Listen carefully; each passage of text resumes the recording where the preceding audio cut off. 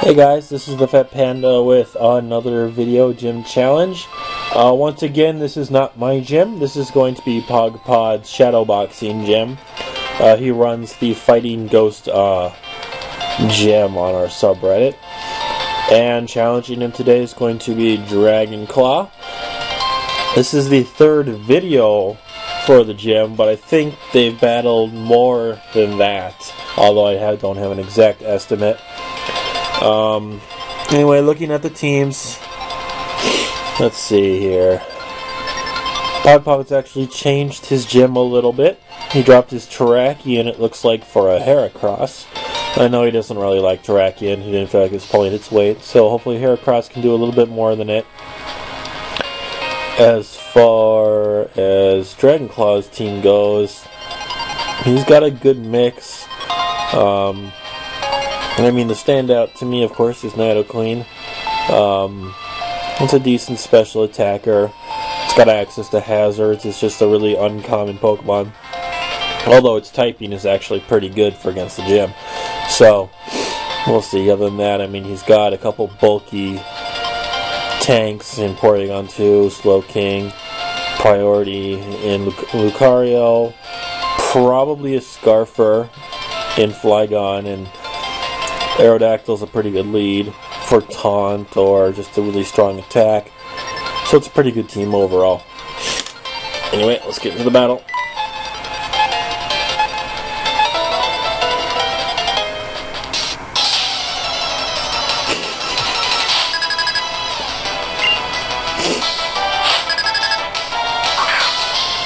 So, oh yeah, I forgot to mention, it is a double battle, of course. Dragon Claw sends out his Nidoqueen and his Flygon, while a Heracross Sableye is the opening combination from the other team. Dragon Claw immediately pulls out his Flygon for Slowking, and the Sableye does go for the fake out on the Nidoqueen, probably trying to prevent Stealth Rocks or something, while Heracross goes for the close combat on what is now a Slowking, but used to be a Flygon. Unfortunate for Pogpod there. Nidoqueen flinches, so Dragon Claw didn't get to do much this turn. Heals most of its health back from leftovers. Slowking heals a little bit too. And they get to go on to another turn. So he brings out Heracross, and he actually Drifblim comes into the battle for Pogpod, while Dragon Claw retreats his Slowking for Porygon 2. My god, this is easily the most switching I've ever seen in a double battle already. Sableye goes for Taunt on Nidoqueen. Pretty good move there. It was going for a Stealth Rocks, so it won't get that off.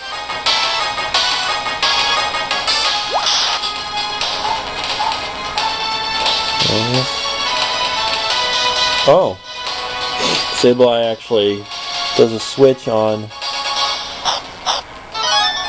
to Nidoqueen, and oh no, he switched with Porygon 2 actually to neuter it because of the Eviolite. While it looks like Drifblim goes for Acrobatics on the Porygon 2, it did have Flying Gem. I assume that it's an unburdened one, so it's going to be at 2x speed now. Let's see. Discharge from Porygon 2. Oh, that's some sick hacks right there. He gets 2 paralyzes onto the Drifblim and onto Sableye. Oh, while Nidoqueen goes for the Dragon Tail, actually. So he's forced to bring out Shedinja. Sableye's paralyzed, or gets paralyzed here, while Nidoqueen actually goes for a Flamethrower on Shedinja, so it's going down. Oh, never mind, it's got a sash. It'll survive for one more turn. And it goes for the Swords Dance, so now it's a ×2 attack. Porygon 2 goes for Discharge again. It's not going to touch Nidoqueen, it's not going to touch Shedinja. Well, it'll do a little bit, I guess, against Sableye. I assume it's go there more to finish off the Drifblim, but it's gone. Shedinja protects this turn, probably against what I assume would be a Flamethrower. And Sable actually goes for a Will-O-Wisp, which I thought was interesting. But Dino Queen does go for Flamethrower. That turn I would have definitely gone for a Stealth Rocks again, at least to bait out the taunt. However, with a crit, Ice Beam will take out Sableye, so Porygon 2 has done very well here. Dino Queen takes some burn damage. That doesn't really matter. So Heracross comes back out and actually goes for the Earthquake, which of course Shedinja protects against. It's going to take out the Porygon 2 for sure. And it actually does take out Nidoqueen. Ooh, that's pretty tricky actually now. Oh, crit on Nidoqueen. I was going to say, I didn't think it should have. Oh, no, never mind. It would be super effective, I believe. Because I think ground is neutral ground. TRI attack comes out against Heracross. It was really good damage, actually. Oh, Porygon 2 did survive. I had that backwards. I thought Nidoqueen would survive that. Now Flygon does come out, and it is Scarfed, I believe. He brings... So Heracross retreats, brings out Drifblim, who's paralyzed. Put another Protect on Shedinja. I feel like that's all that thing's done. While Flygon actually goes for a Fire Punch, of all things, on the Drifblim. I guess it would have completely wrecked a Heracross. And then Discharge from Porygon 2. Knocks out Drifblim finally. That's actually really good synergy with the Discharge on Porygon 2. He's got quite a few ground types on his team. Spicy's never tried that against me at all. Fernape goes for the Fake Out on the Porygon 2. Or on the Flygon, I mean. Well, the Sucker Punch does hit Porygon 2 there, not a surprise. So Shedinja's actually doing work this game. It's just got to somehow survive this Flygon. Because it does have Fire Punch. Aerodactyl comes out. Pogpod actually retreats his Infernape and sends out Heracross again. While Shedinja goes for yet another Protect. Flygon was going for Fire Punch, but he actually aimed it at Infernape of all things, so he's going to knock out Heracross here. That was actually a pretty good prediction. While Aerodactyl used Earthquake, which won't hit anything at all because Flygon levitates and Shedinja's immune to it. Well, Breloom comes out. Shedinja goes for another Protect. He's doing a lot of protecting here. That's actually 2 in a row, I just noticed. So he got lucky there. Aerodactyl goes for the Taunt on the Breloom, so it won't be able to Spore if it was going for a Spore this turn, which it did. And it is a Poison Heal, it looks like. Oh yeah, I think I remember that from before. So Shedinja comes out here for the Infernape again. Flygon goes for the Fire Punch, which is this time aimed at Shedinja, which was pretty smart, because it would have been incredibly unlikely for it to get a Protect off. And then there's a Stone Edge against Breloom, which I find interesting, because it wouldn't be very effective, but it does crit, fortunately for him, and Breloom takes serious damage from that. However, Flygon is not going to enjoy a Seed Bomb. It is neutral because of the ground typing. And Frank lives, gets some heal up. Infernape goes for the Fake Out on the Aerodactyl. Meanwhile, his Breloom does go for the Mach Punch on the Flygon, which should take it out, for sure.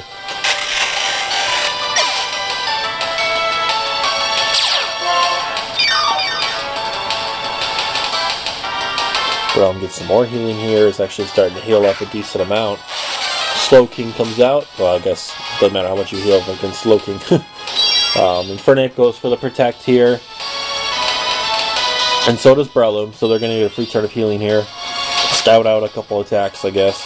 Aerodactyl went for the Stone Edge on the Breloom again. Slowking went for the Scald on Infernape. Interesting choice. Breloom gets a little bit more healing in, always nice. Aerodactyl goes for the Stone Edge, and it actually misses Infernape. Oh, that's incredibly unlucky. And he actually gets a Fighting Gem boosted close combat on this Aerodactyl. So that thing is going to get trashed.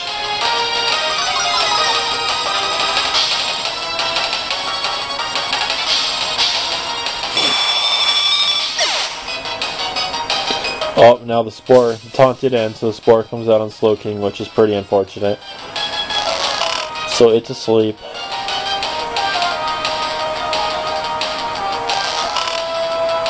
It's not going to do anything here. More healing. This Breloom's actually getting pretty close to full again. Lucario comes out. I think Breloom's actually out of extreme speed range now. But it looks like he goes for it anyway. Oh no, he goes on the Infernape though. Interesting choice there. I think Breloom's more dangerous right now. Mach Punch comes out towards Lucario. It is weak to fighting, of course, being part steel. Does quite a bit of damage. Wouldn't have even been surprised if it took it out. Infernape also goes for the close combat. So Infernape's stats are dropping again, but it really doesn't matter considering Lucario fell. It's looking and did actually wake up here. Gets the Psychic off, goes for the Breloom, which is probably the smart option here. Actually, it's definitely the smart option. Takes it out. So now it's just, I think Slowking's his only guy left. If I'm correct. Yes. Which is very unfortunate. I believe this happened last match, actually, where it was simply the only thing left on Dragonclaw's team was Slowking, which is completely unable to damage Shedinja through its Wonder Guard. So Shedinja is 100% free to boost with Sword Stance, and then I assume it has Shadow Sneak, because Sucker Punch is pretty unreliable. Well, I mean, it does have Sucker Punch as well, but I assume it's just Sword Stance, Protect, Sucker Punch, Shadow Sneak. Because I mean, Shedinja's speed is god awful, so why would you ever use regular attack?